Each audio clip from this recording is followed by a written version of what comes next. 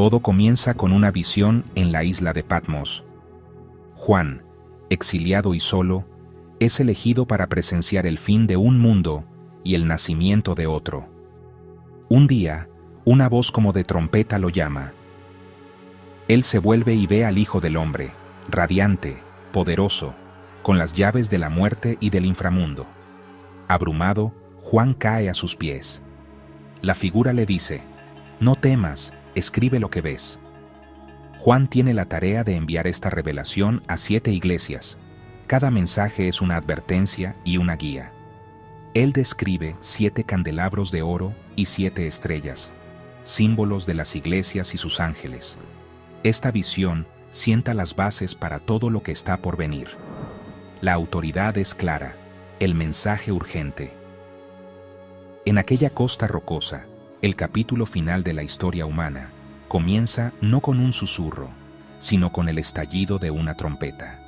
La tormenta está a punto de desatarse. Juan es transportado a la sala del trono del cielo. Él ve un rollo sellado con 7 sellos, el destino del mundo encerrado dentro. Nadie es hallado digno de abrirlo, y Juan llora. Pero un anciano dice: «No llores, el león de Judá ha triunfado». Juan ve un cordero, inmolado pero de pie, que toma el rollo. Este acto une sacrificio y poder, redención y juicio. La corte celestial estalla en adoración. Digno es el cordero. Los sellos están a punto de romperse, cada uno desatando una nueva fuerza sobre la tierra. El destino de la humanidad ahora descansa en las manos del cordero. La epopeya se pone en marcha. El cordero rompe el primer sello. Aparece un caballo blanco, su jinete empeñado en la conquista, prometiendo gloria pero trayendo subyugación. El segundo sello, un caballo rojo, su jinete empuñando una espada, rompiendo la paz y desatando la guerra. El tercer sello, un caballo negro, su jinete sosteniendo balanzas, le siguen la hambruna y el colapso económico. El cuarto sello, un caballo pálido, montado por la muerte, con el Hades muy cerca. Estos 4 jinetes cabalgan juntos, trayendo conquista, guerra, hambruna y muerte. El mundo desciende al caos, violencia, escasez y desesperación. Cada jinete es un presagio del apocalipsis. La devastación es rápida e implacable. La humanidad queda tambaleándose, impotente para detener el ataque. La profecía se desarrolla con aterradora precisión. El escenario está listo para juicios aún mayores. El mundo contiene la respiración. Después de los jinetes, una pausa. Luego se abre el 7º sello.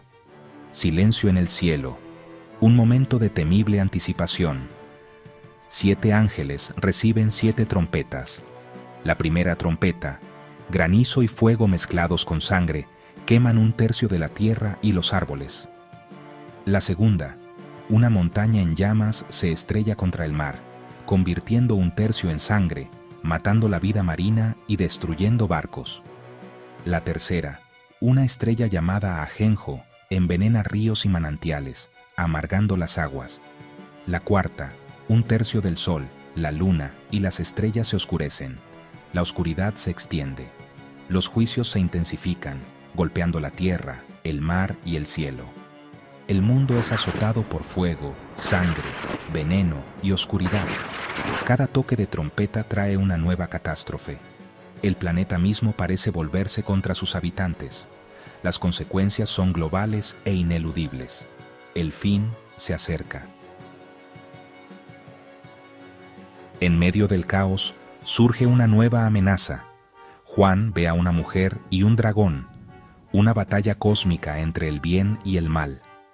El dragón, Satanás, no logra destruir al niño destinado a gobernar. Enfurecido, él empodera a una bestia que sale del mar, el Anticristo, un líder mundial con autoridad aterradora.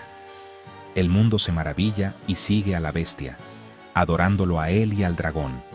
Una segunda bestia, el falso profeta, surge de la tierra, realizando señales y forzando la adoración de la primera bestia. Todos son obligados a recibir la marca de la bestia. Sin ella, nadie puede comprar ni vender. El mundo cae bajo el dominio de esta trinidad impía. El engaño y el control son absolutos. La oscuridad reina.